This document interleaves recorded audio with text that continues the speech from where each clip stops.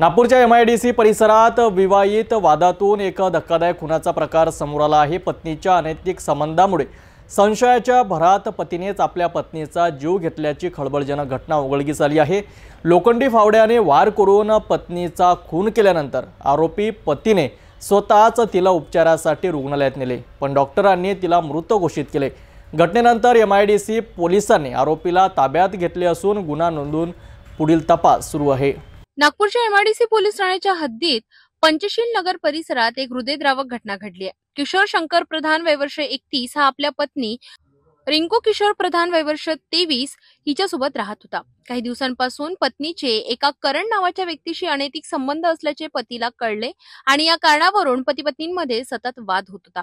अनेकदा समजावूनही पत्नीने संबंध तोडले नाहीत, त्यामुळे आरोपीचा राग अनावर झाला। 26 ऑक्टोबर रोजी दुपारच्या सुमारास त्यांनी पत्नीला मोबाईलवर करणशी बोलताना पाहिले, त्यामुळे संतापाच्या भारात त्याने घरातील लोखंडी फावड्याने पत्नीच्या डोक्यावर जबरदस्त वार केला। गंभीर जखमी अवस्थेत आरोपीने पत्नीला उपचारासाठी लता मंगेशकर हॉस्पिटलमध्ये नेले, मात्र डॉक्टरांनी तिला मृत घोषित केले। या घटनेची माहिती मिळताच MIDC पोलीस ठाण्याचे अधिकारी घटनास्थळी दाखल झाले। आरोपी पती विरुद्ध भारतीय न्याय संहिता कलम 103 अंतर्गत गुन्हा दाखल करून त्याला अटक करण्यात आली। पोलिसांनी घटनास्थळाचा पंचनामा करून शस्त्र जप्त केले आणि पुढील तपास सुरू केला आहे। दिनांक 26/10/25 दुपारी 1:30 ते 1:45च्या सुमारास ही घटना घडलेली आहे। त्या घटनेनुसार सदर महिला जखमी अवस्थेत हे लता मंगेशकर हॉस्पिटल येथे ॲडमिट करण्यात आली। तिथून आपल्याला MLC प्राप्त झाली। MLC प्राप्त झाल्यानंतर त्यावेळेस आमचे जे DO होते API बनसोड हे त्या ठिकाणी पोहोचले। महिलेची परिस्थिती पाहिली, ती ब्रॉड डेट होती।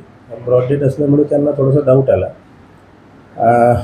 लगेच API बनसोड हे आमचे DB पथकाचे इन्चार्ज आहे, त्यांनी तात्काळ आरोपीच्या शोधकामी टीम पथक रवाना केली।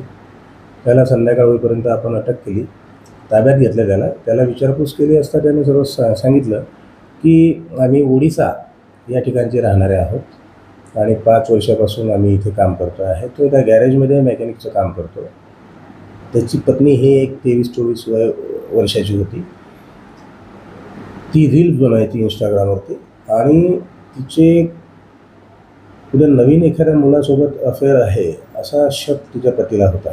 त्यामुळे त्यांचे त्या दिवशी आपसात भांडण झाले आणि भांडणामध्ये त्याने आपल्याच घरातली असलेलं फावडं तिच्या डोक्यात मारलं।